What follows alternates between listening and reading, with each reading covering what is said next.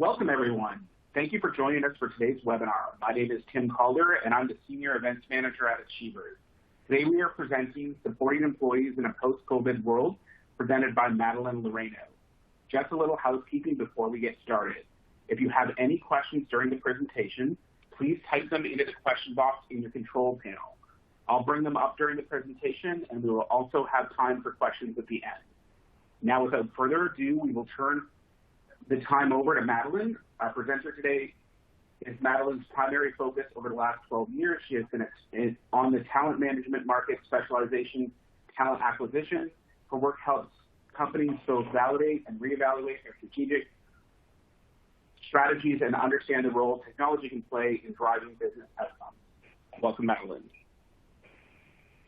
Thank you so much, Tim. Hi, everyone. Thank you for joining today. I hope you're all safe and well, and your family and loved ones are all safe and well, too. I just want to send a big thank you to everyone at Achievers for hosting this webinar and highlighting a topic that's so important today, something I feel really passionate about. So thank you all for joining. We want to make sure that this webinar is really engaging and really interactive.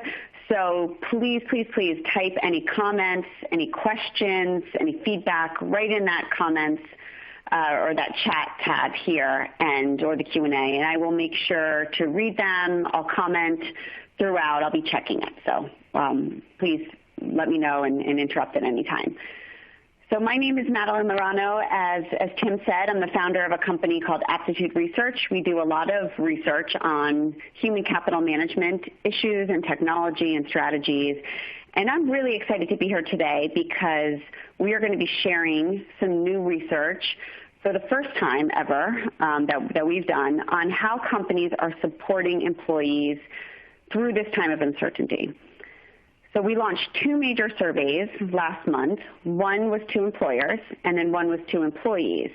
And we found some similarities, and you'll see that throughout this webinar. But we also found some differences in how companies and their employees are perceiving this time and perceiving how companies are supporting them through this time. So it's an interesting time in our world today. We're all experiencing that. It's been a collective experience. Our workforce is experiencing tremendous stress. It's experiencing tremendous pressure. We found in the research that 95% of companies said that their employees are stressed out right now. And that includes homeschooling, that includes anxiety, that includes fear of the future, mental health, substance abuse, domestic abuse, financial strain, the list goes on. And it all impacts work. We in this environment cannot separate our home life from our work life. They're all intertwined, especially when employees are working from home. So as HR leaders, as HR practitioners in this space, your job has never been more critical or more challenging. And I applaud all of you. I give you so much credit on this call for really being the frontline workers of our companies because you're setting the stage for how to support our employees. So thank you for being here. I'm excited that you're here. I'm excited to share this new research. And finally, I'm excited to get started. So thanks so much. So just to give you a little bit of insight into the research methodology, because I'm going to be sharing a lot of new data today, and I don't want to bore you with some long explanation of the methodology, but I think it's important to give you some context. We did two surveys for the study, one to employers and one to employees. And the survey's still open if anyone's interested, and we're collecting results. And what I'm going to share to you today is a breakdown of the employers and then the employees. With over 250 responses, I think we're at about 300 right now for employers, and then we're closer to 700 now for employees. So I'll be sharing both sides of the story throughout this presentation. And we look at lots of different industries, lots of different company sizes. So I'm going to be talking about three things today. I'm going to start with looking at the current state of what's going on in our workforce, what's going on with employees today. Then we're going to focus on the employee experience. And I really want to break that down into four components. And they might be a little bit different than how we've thought about employee experience before, and certainly how I've thought about it from a research perspective.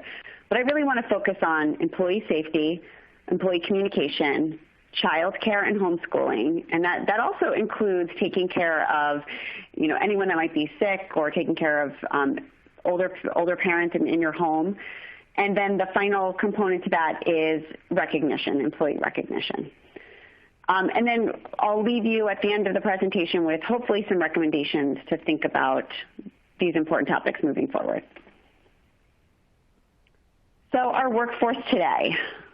Well, we have 157 million workers in the workforce, and I know there have been a lot of layoffs and furloughs and hiring freezes, but we still see a lot of companies still actively recruiting, filling positions, and growing. So a lot of companies in different industries. I know we all see the news. Amazon hired over 100,000 employees during this pandemic. Walmart hired over 150,000 employees. Lowe's 50,000. CVS, I think around 70,000. And Microsoft has been hiring. Other industries have been hiring as well. So we're still seeing companies growing. I think that's positive, and I think it's important to talk about. And we're still seeing companies hiring as well. One area of the workforce that it has been very neglected, and we do a lot of research on this segment of the workforce, is the workforce. It is the largest segment of our workforce, 82 million hourly workers, and for many of them, their experience has not been positive. There's a lot of turnover. There's a lot of workers that feel not valued and underappreciated. And just to put some of that into context, the minimum wage has remained at $7.25 for the past decade. So this area of the workforce has certainly been neglected, if you will, when it comes to employee experience, and I think that's important to talk about. 60% of employees before this pandemic were taking some type of public transportation to work. So this is important, especially when we talk about safety and what makes employees feel safe returning to a work environment today. What we found in our research is that 61% of employees are now working from home. And there have certainly been companies reopening and asking people to return back to the workforce. But I think for many employees, their experience right now is an experience working remotely. And that certainly can be challenging, and it can be challenging to think about the unknown for moving forward. So there's been a lot of change in the workforce. There's been a lot of transformation, and companies have really had to change on a dime. They've had to change their entire focus, their entire approach to employee experience, to their workforce, really overnight. And it's created some opportunities, but at the same time, it's left a lot of questions unanswered, and a lot of employees feel unsure and scared for the future. I know certainly I do, thinking about what to expect every day. So what we found in our research when we surveyed the employees, the workers, we asked what their top challenges were. And you can see here the number one challenge that employees stated was the fear of returning to work. And that's interesting to me because that fear includes many different things. It includes health. It includes childcare, homeschooling. I have 2 kids at home, and that's certainly been a concern for me is how do I balance this being at home and they're home and they have schooling as well. So that's a huge fear. It's also logistics. It's anticipating bias. It's hard to talk about everything going on in the world. We have to also talk about diversity and inclusion and how are we providing a safe environment for our employees to talk about what they experience. And that certainly includes bias. So all of these factor into that fear of returning to work. This is the number one challenge that employees face today. And the point that I want to make here is that this is an even greater challenge than financial stress, fear of losing our job, money, which we think always comes first. We want to support our family. We want to make sure we have enough money to pay our rent or our mortgage and to be able to buy food. But the fear of returning to work is an even greater fear than all of that. So it's a really challenging time, and it's something that's weighing heavy on our employees. I'll just give you a quick example here before we look at the challenges facing employers. I was talking to a friend recently who had a challenging experience where they woke up and they had immediately from their manager and someone on HR a Zoom link to say, please join us at 2:30. So my reaction hearing that was this person was going to get laid off. And his reaction was he was terrified that they were going to tell him he had to go back to the office. He's very nervous about COVID, as we all are, very nervous about going back to work, very nervous about this change. The immediate reaction he had was not about losing his job. It was about going back to the office. He did actually get laid off, which was unfortunate, but that was not as great of a fear for him as actually having to return to the office environment. So, we have to be able to address this fear for our employees. They don't feel safe. They feel really nervous right now, and we have to be able to talk about this. So we asked the same question to employers. We asked, what are the top challenges that you're facing? And some of the challenges were a little bit different, and certainly the wording's a little bit different. But you can see here, ensuring employee safety, supporting well-being, supporting returning to work, and managing layoffs were the top challenges. I'll say, having done this survey, year after year, these are very different challenges that came up this year than in years past. And it's interesting to see safety as number one, because this has not been the responsibility of HR professionals or companies and leaders in general in the past. We're expected now to all be public health experts, especially in this role of HR and leadership. And that's challenging because for many of us, we don't have that expertise. I certainly don't. So how can we think about supporting our employees, ensuring safety, when we might necessarily not have an idea of how that works? And certainly there's conflicting information and resources out there. So again, safety includes much more than just thinking about the physical safety of someone. It includes the equipment, the office setup, any testing. Background screening is one example. A lot of the background screening is happening in the same office building where COVID testing is happening. How do we ask employees to go and get a drug test at the same location where COVID testing is happening, where they might be very fearful of that, understandably? So this safety is becoming a real concern, and it's a new area that we all need to be educated on. And you can see here, return to work is number 3, so still a top 3 challenge for employers.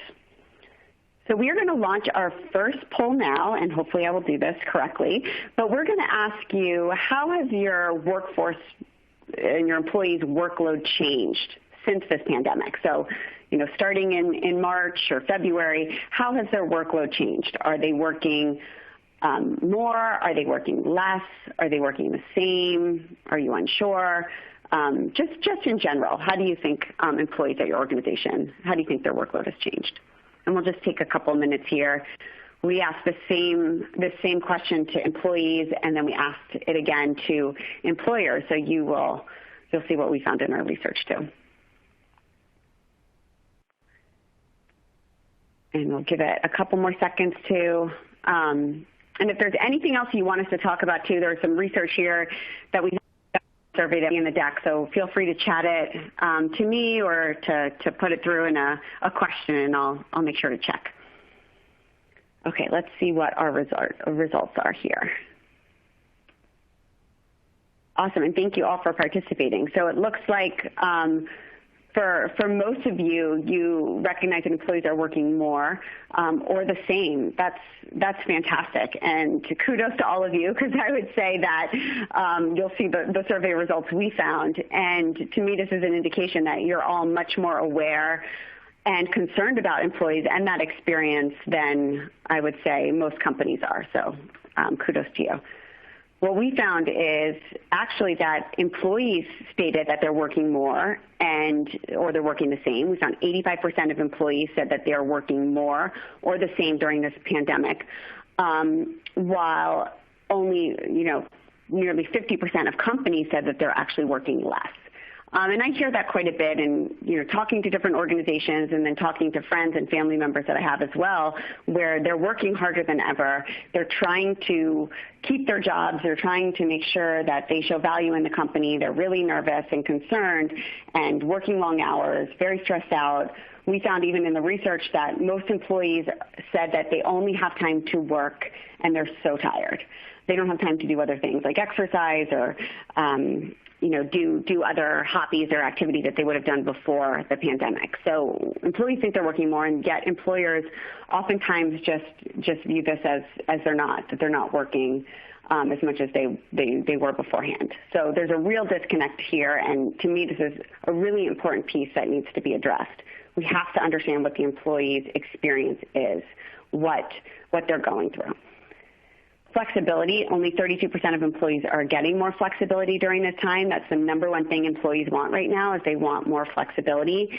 And 55% of employers feel that they're offering more flexibility. So another disconnect there.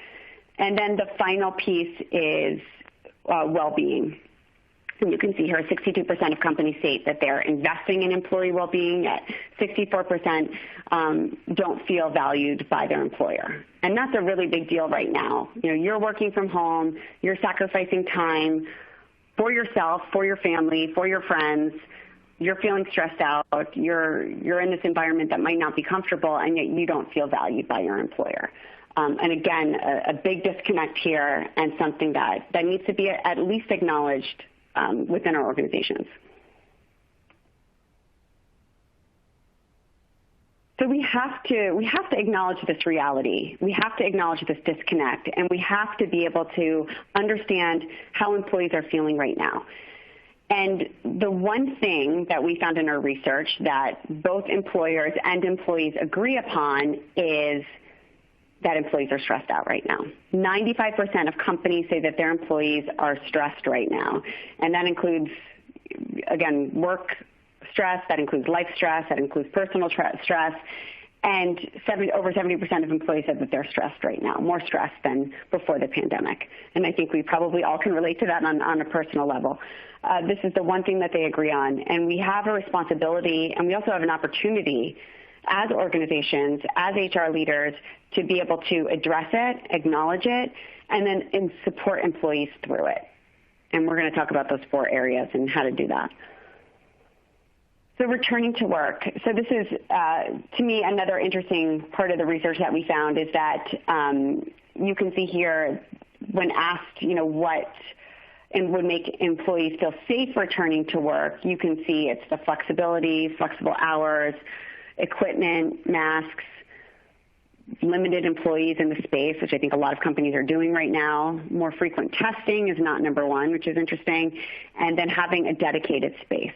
So again, this idea of asking employees what would make them feel safe returning to work is so important. And you can see here, I mentioned this before, 64% of employees do not feel valued. 62% of employees do not feel recognized today. And this is really important, and I don't think we talk about this enough as an industry, as organizations, as companies going through this time of uncertainty. Our employees don't feel like they're valued, and they're scared, and they're not being recognized, and they don't know what the future is going to hold. If we can do one thing during this time, not necessarily an overhaul or reskilling or upskilling or all these huge changes and transformation. If we can do one thing, maybe it could be making our employees feel valued, making our employees understand that we recognize them. We recognize the effort that they're doing. We appreciate them. And, it sounds like a basic thing, and yet there's such a disconnect between how employees feel today. And that disconnect doesn't just stay with our workforce. It impacts the brand of the organization as well. And you can see this here. I think we all understand this. And I think that's why a lot of you are on this webinar to understand how this impacts companies. But what I've noticed today, and it's very different since, I think the recession from 2008, 2009, is that the way that we treat our employees directly impacts the brand. It directly impacts how customers want to engage with us.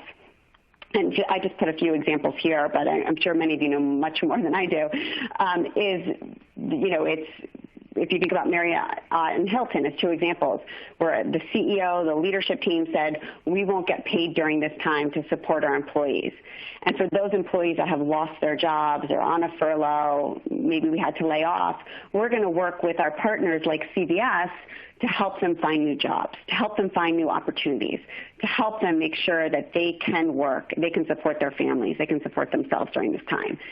And that leaves a big impression. That leaves a big impression to me. That makes me, when I start to go to hotels again, I want to stay at Marriott. I want to stay at Hilton hotels. I want to stay at Hyatt hotels because I know that they care about their employees, and that makes me care about them as a customer.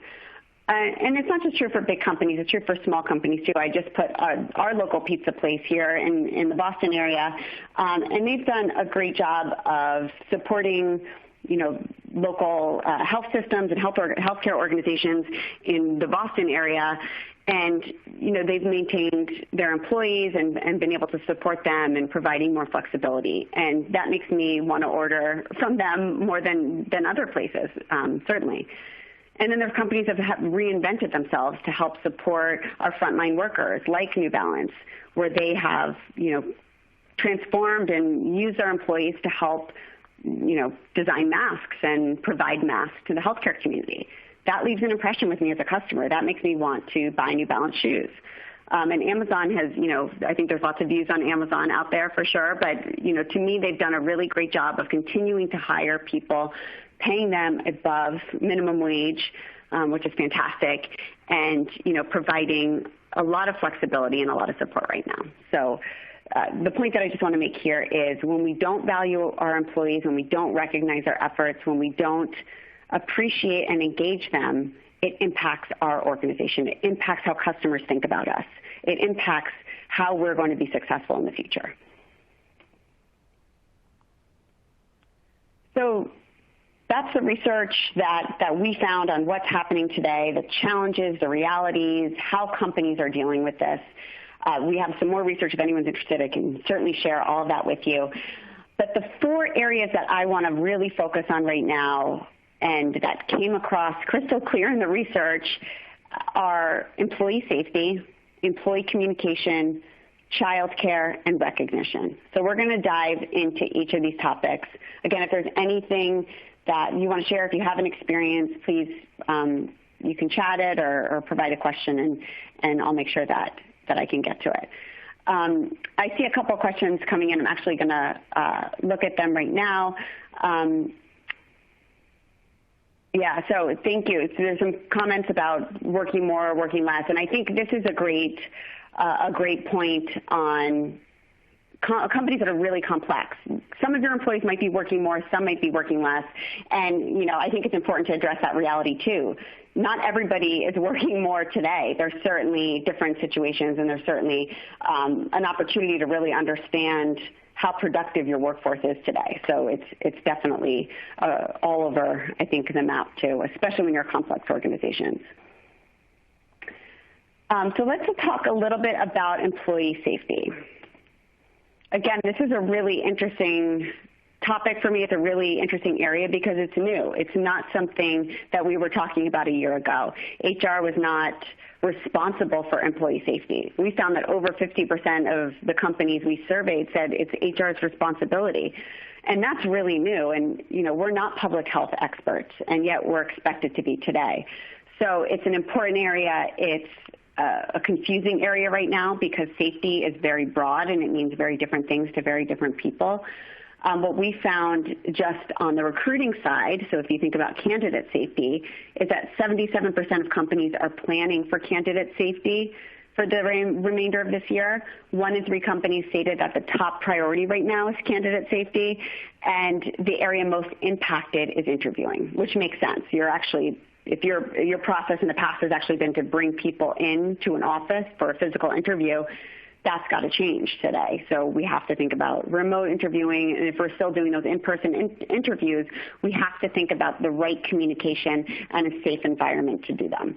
I also see background screening, and I gave that example of the drug testing as being a big area for safety as well.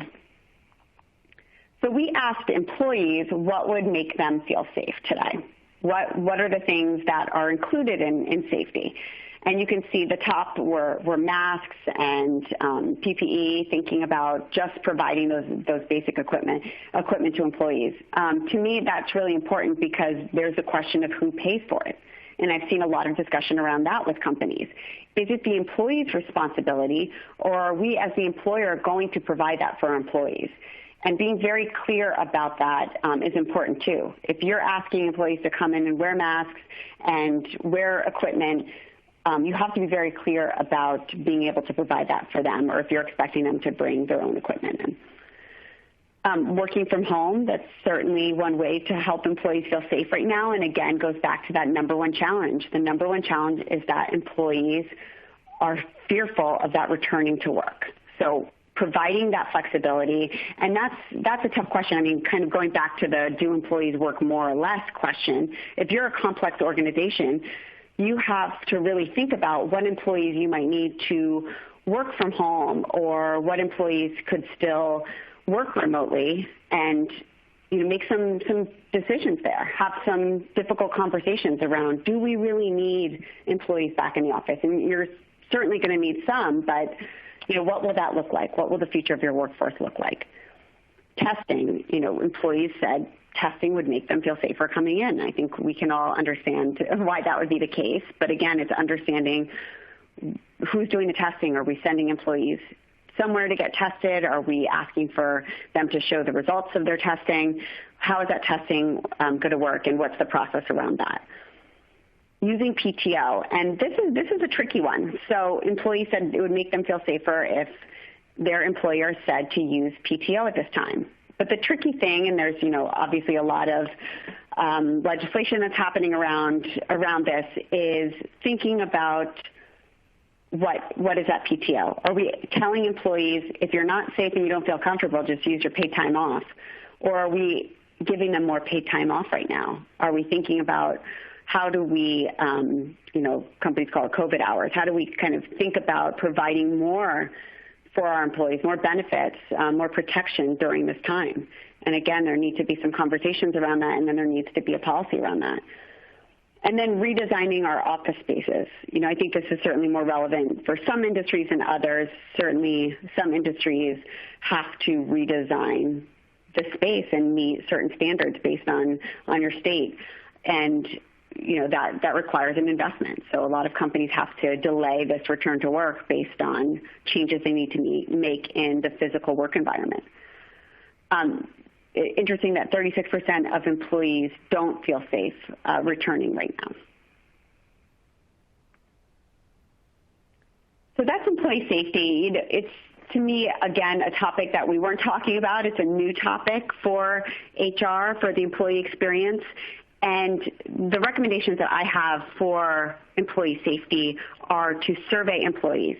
You want to make sure that if you're doing engagement surveys once a year, every quarter, if you're doing pulse surveys very regularly, include questions on safety. Ask your employees what would make you feel safe. What doesn't make you feel safe?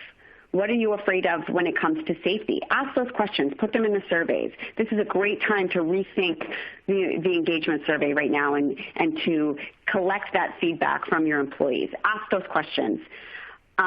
We need to be flexible about safety too. So if we have something in place, we've set up a process, a strategy around employee safety, that might change. We're living in this world where things are changing every week. We have to be flexible with that strategy. We have to continue to ask our employees, a great time to do these pulse surveys, to ask them frequently if they feel safe, if they don't feel safe, what would make them feel safe today? So being flexible in that. And then understanding our employees' rights. I know a lot of employment attorneys are very busy right now, and safety is a big part of that, of the reason that they're busy. We have to think about what rights our employees have, and we have to protect them. We have to think about testing. We have to think about if they're not comfortable coming back to the office, how are we going to support them? And we have to get that expertise to understand what those rights are and to be able to support them. This is not a time to do a them versus us scenario. I think so often the employee-employer situation and relationship becomes a them versus us. This is a time where we all have to work together and understand that this is this collective experience. And the other thing that I'd say here is that understanding that safety is not just physical safety. That's what we've been talking a lot about, but safety is feeling safe in your work environment. And that includes feeling comfortable, feeling protected. That includes bias in the workforce. I saw a survey recently, not through Aptitude, but another organization did, and it was about employees that are anticipating bias when they return to work. That is a big part of safety. How do we protect our employees? How do we provide them with an environment where they can talk about openly issues that they're not comfortable with? They can talk about bias that they've experienced, and they're protected. So we have to think about safety as a broad topic. We have to understand that it's a big topic and it includes many different components. And then we have to understand the public health expertise. If we don't have that expertise, where are we going to get that expertise? There's some companies, we found 20% of companies were actually had on staff or were hiring public health experts for their organizations. And if you're a smaller company or you're in a certain industry, you might not be able to have that expertise on hand. Where are we going to get it? What are the resources available? And how are we going to be able to really understand safety in that sense today? So that's safety. Now let's spend a little bit of time talking about communication. This is probably my favorite topic within the employee experience because it really is the umbrella topic, right? Safety, childcare, recognition all fall under communication. It's the way that we communicate. It's the way that we engage with our workforce, and companies aren't doing it enough, and they're not doing it in a way that's frequent, meaningful, and consistent. So this is just live internet stats, and you can see here what happens in 1 second. The number of Skype calls, tweets, Google searches, YouTube videos, certainly, all of this, we can include TikTok here if we wanted to, but all of this within 1 second, which is a lot. Yet you can see what happens in 1 second is over 2 million emails are sent. So you can just compare that. This is all in 1 second, and then so many emails. We rely on email as our form of communication, right? As companies, this is the number one way that we are communicating to employees. It's through that email. So it's interesting to me because even during this pandemic, I really expected to see a shift in email as a primary form of communication. We've been asking this question for years, and email always comes back as number one. And that's continued through this pandemic. We are still using email as the primary form of communication. And I'm not saying that we get rid of email. I'm not saying that we just stop using our email altogether. But we have to think about other forms of communication. We have to think about where our employees live, where they spend their time. Is that through text? Is that through video? Is that through chatbots? Is that where they're comfortable? Is that through messaging? Are they on Facebook? Is that the best way to communicate them? Where are employees comfortable communicating? And then we have to think about all the tools we have available to be able to communicate with them in those ways. Again, you can see the number of emails sent here. What we found in our research is that 47% of employees aren't even reading those emails. So we're relying so heavily on email, especially during this pandemic, and then employees aren't reading them, and they're not getting the information they need. One example, I'll just share a quick example before we launch this poll. The state of Colorado, which has over 50,000 employees, had a challenge a few years ago where they really couldn't get people to sign up for open enrollment. And they were sending email after email, you have one more week, one more day, sign up for open enrollment, and people were not participating. It was like under 20% of people actually participating in open enrollment. But they wanted to participate. They just weren't reading their emails. So they decided to just change the communication. So they decided to use video as a big form of communication. They hung up posters. They just started to use lots of different communication channels to communicate this open enrollment. And just in that 1 year where they made that change, open enrollment participation was over 90%, just by using different forms of communication. So it's not a huge investment. It's not, requiring you to go out and find all this new technology. It's just looking at all the different channels that you might have available and reaching employees in a way that might be more meaningful for them. So I'm going to launch our second poll, and I'm going to ask, what is your primary form of communication today? Is it email, text, video, phone calls, chatbots, messaging apps, whether that's Facebook or WhatsApp or whatever you might be using? And we'll just take a few minutes here and wait to see what those results are.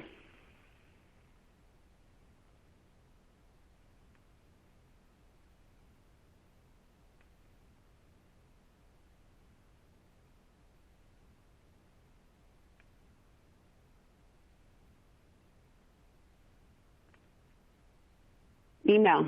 So yeah, it's very similar to our research too. The primary form of communication, and thank you all for participating, is email. And again, it's not to say that we get rid of email. It's thinking about what are other ways that we can provide that meaningful communication. We found here when we asked employees what they would prefer for communication, it's in-person meetings, which are obviously not happening right now, phone, text message, emails. We're not as high as phone call. So it's, again, thinking about where our employees are spending their time and, how do we communicate with them that way.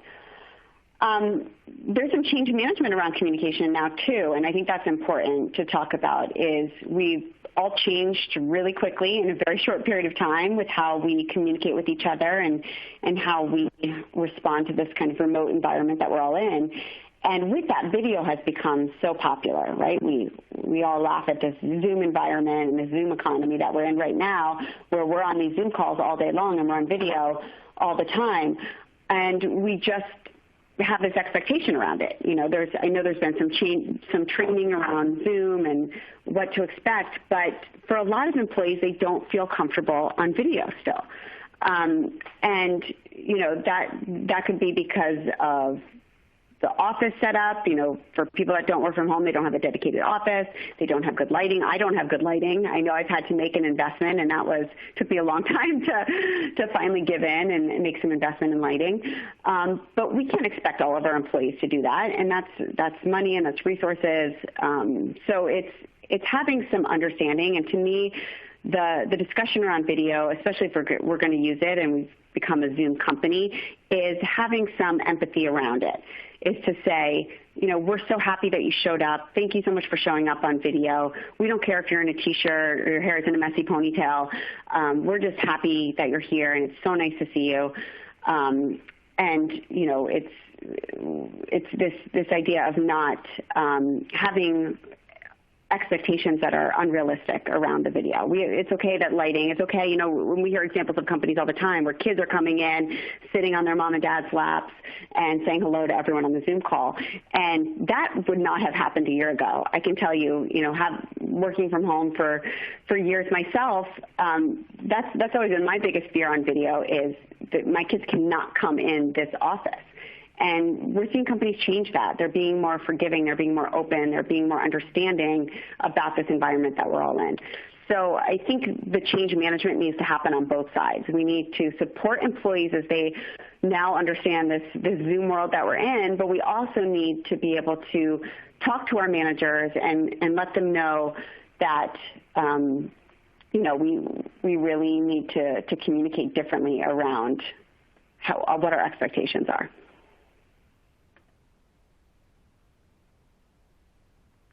So when we asked employees what type of communication, and I thought this was really interesting to ask about kind of the big topics, especially the ones we're talking about today, and ask employees, are your employers talking to you about these topics? You can see 64% said their companies are talking about safety.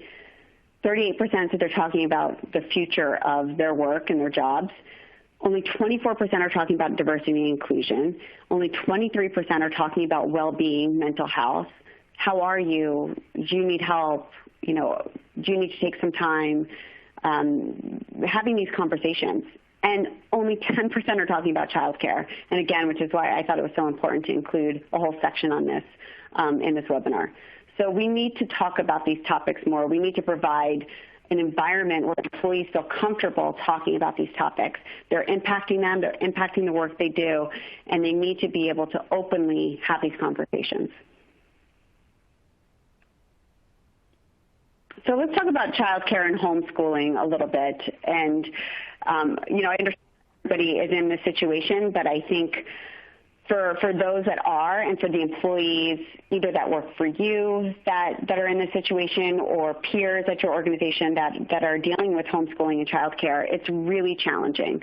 It's really challenging because now your workers are now doing new skills that they have never done before, and they're responsible for educating their own children. It's challenging because there's a fear associated with that. There's an anxiety around, are my kids going to go back to school in September? What happens if they don't? There's a financial strain to say, if my kids are not going back to school in September, who's going to educate them? Do we need to hire tutors? Who's going to pay for that? What's going to happen? And there's a lot of unknowns. So this whole conversation about returning to work, this whole conversation about supporting employees has to include conversation around returning to school. It has to. And we're not talking about it enough. And the interesting thing to me is that this conversation has never been comfortable for employees. I've worked for different organizations, throughout my time as a mom, and I've never been comfortable talking about that. You'd rather say that you were sick. You'd rather say that, somebody's coming to check on the house and you need to stay home that day than ever use your kid as an excuse, because there's a judgment with that. There's a stigma immediately if this person can't find their own childcare. So we've never been able to talk about our childcare concerns, yet it's something that weighs heavy on all of us that have children. So that needs to change. You can see this is research that was done by the Brookings Institute, and what they found is that there's been a huge learning loss, and this is just reading as one example, across all different grades in the learning that's happened since they've had to stay home. That's stressful. If any parent looks at that data, looks at this information, that adds a whole new layer of stress onto what they're already dealing with. As an employee, as a parent, as a person, that now they're responsible for closing this gap. What are they supposed to do? What we found in our research is that 1 in 3 employees do not feel comfortable talking about childcare during this pandemic, and only 11% of employers are asking employees how they can help support them during this time. This is challenging because these are topics that have to get talked about. If we're going to talk about returning to work, we have to talk about childcare. We have to talk about homeschooling. We have to ask our employees how they're doing. We have to ask our employees what they need to be able to support them in these new roles as homeschoolers. And oftentimes we're just not doing that enough. So what we asked as well, and I think this is important to think about, especially when we start talking about recognition in the midst, is that only 12% of employees are being recognized for their homeschooling activities. For those of you that have recognition programs, for those of you that are thinking more about your recognition strategies, how can we include homeschooling as part of that? How can we include in our frequent recognition of our employees a way to say, great job with that project. You really did an awesome job. And also, great job homeschooling your kid. You have done such an amazing job this month of balancing both. We hit our goals as a company. I know you've been working extra hours, and I know you've been homeschooling your children too. You're awesome. Thank you so much. We appreciate you. Imagine what that would do for an employee to make them feel valued, to make them feel recognized, to make them want to continue to work hard for you. It really does a lot, and we don't think to include these conversations because they've been something we've never really been able to talk about in our workforce. So thinking about having those conversations, thinking about including homeschooling in your recognition programs, in that strategy, being flexible with our employees to say, if they say, I can't do 2 o'clock, there's so much going on right now, we can move the call till 3 o'clock and not make it a big deal. For those times, it's not a big deal.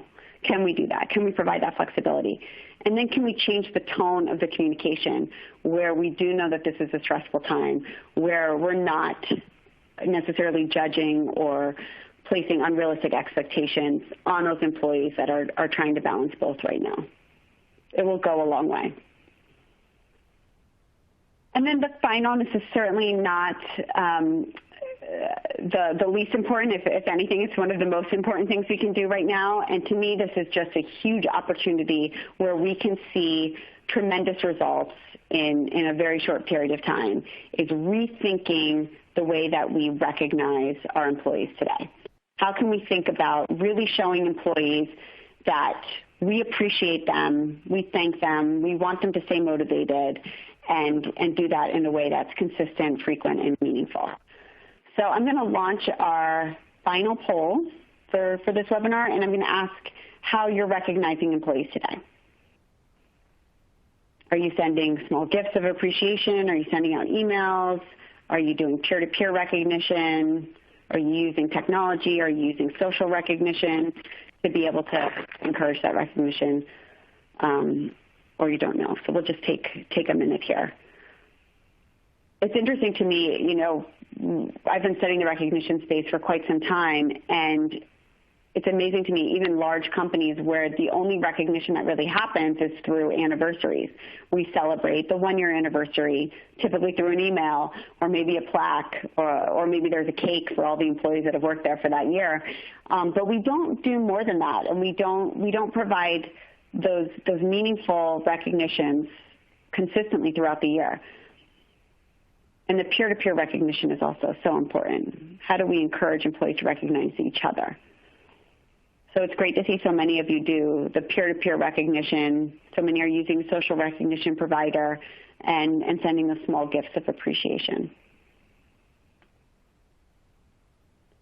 You can see what we found in the research is that 63% of companies are not recognizing employees frequently.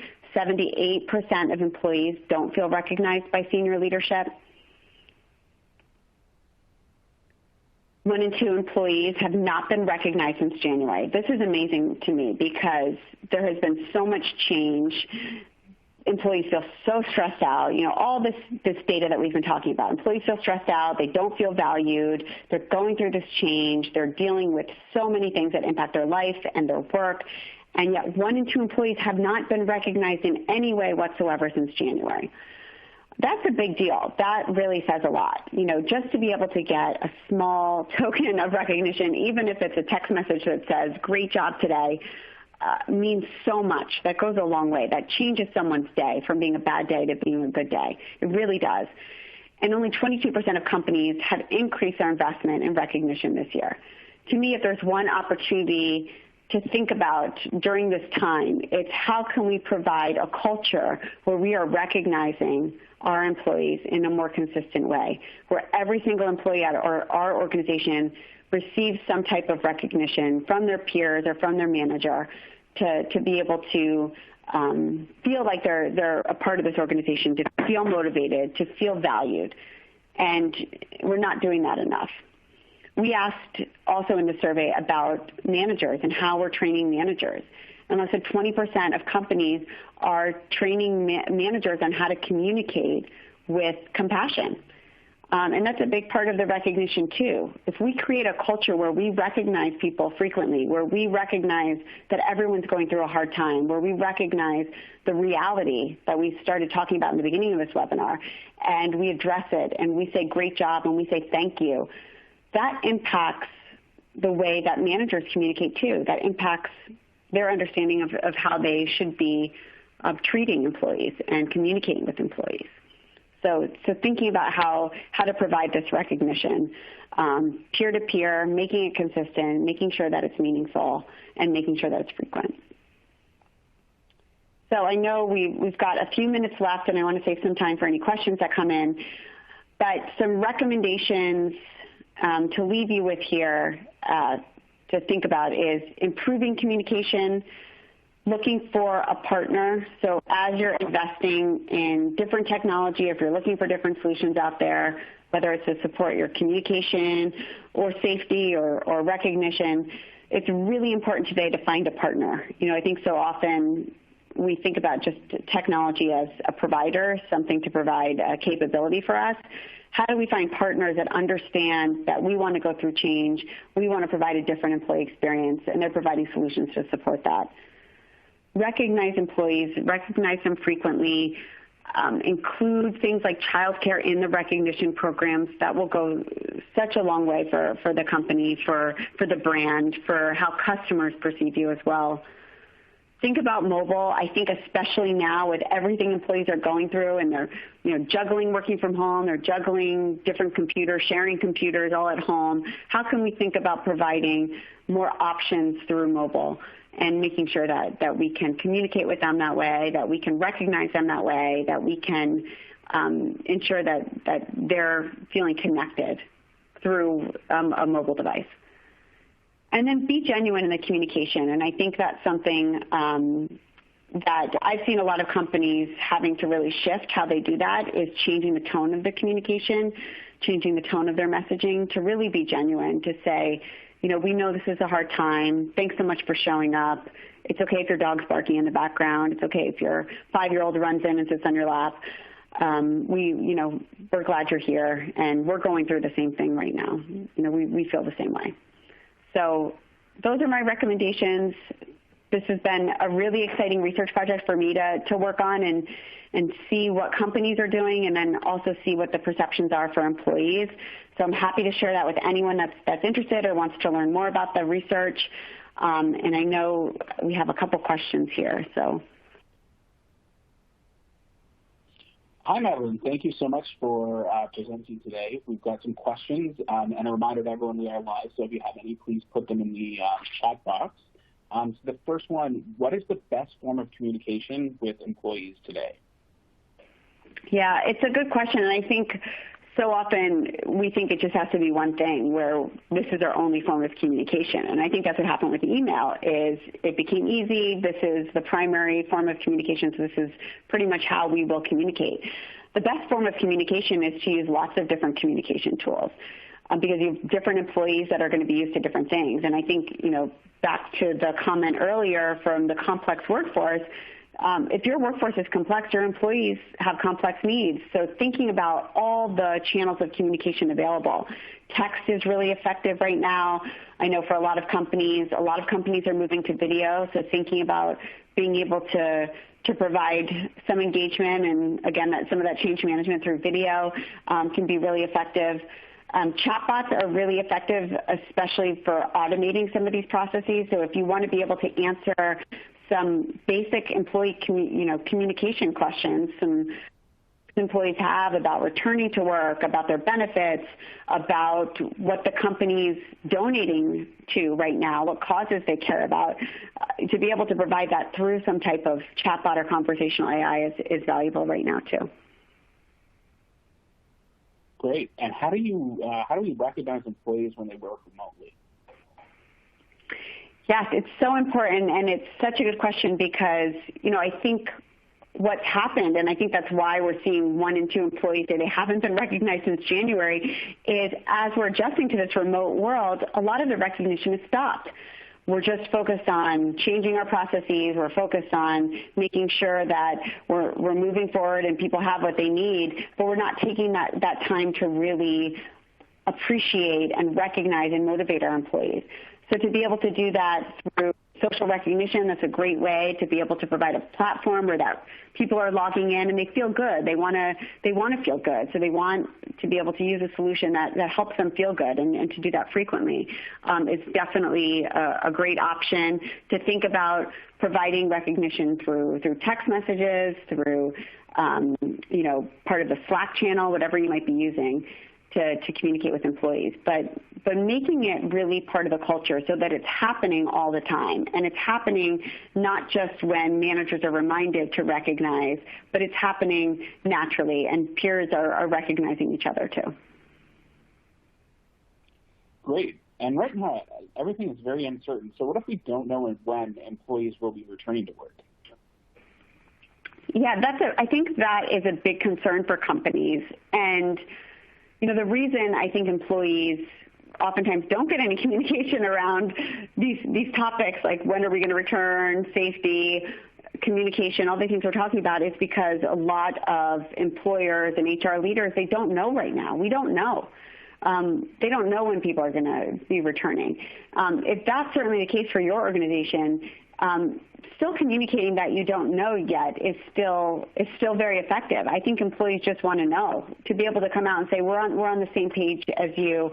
We feel the same way. We're so concerned too. We're worried too. We just don't know yet. We don't know. We will keep you posted.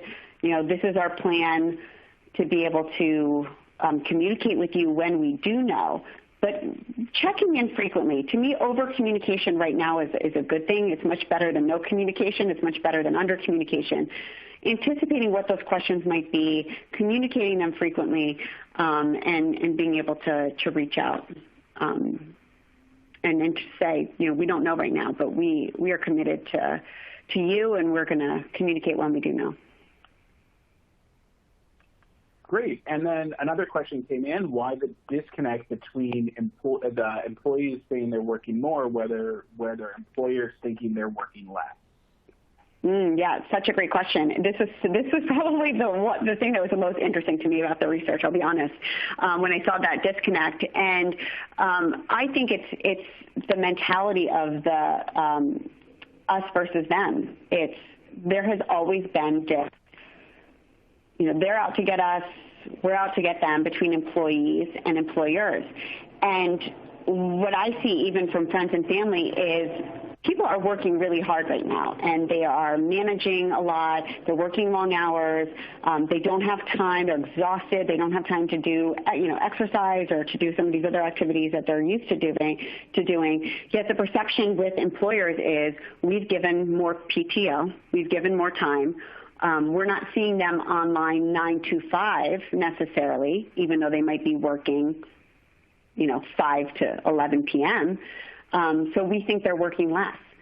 So I think it's a couple different things. I think it's that relationship has always been a little bit fractured between the company and the employee. I think, two, this flexibility. If anyone's worked in an environment where you have flexible time, you often tend to work more. You work late nights, you work early mornings, and employers might not be used to recognizing that. And then I think the other piece is there has been some change management, right? I think we're not doing what we necessarily would be doing in the office. Employees are having to figure things out. They're having to figure out their office setup. They have to be the IT person for themselves in their own office. They have to be the lighting specialist. They have to be able to juggle a lot of new responsibilities and a lot of change, and oftentimes with not a lot of support to do that. Great. Well, that's all the questions that have been put in. Anyone has any further, we'll be doing a follow-up email, so be sure to reply. Any final remarks, Madeline?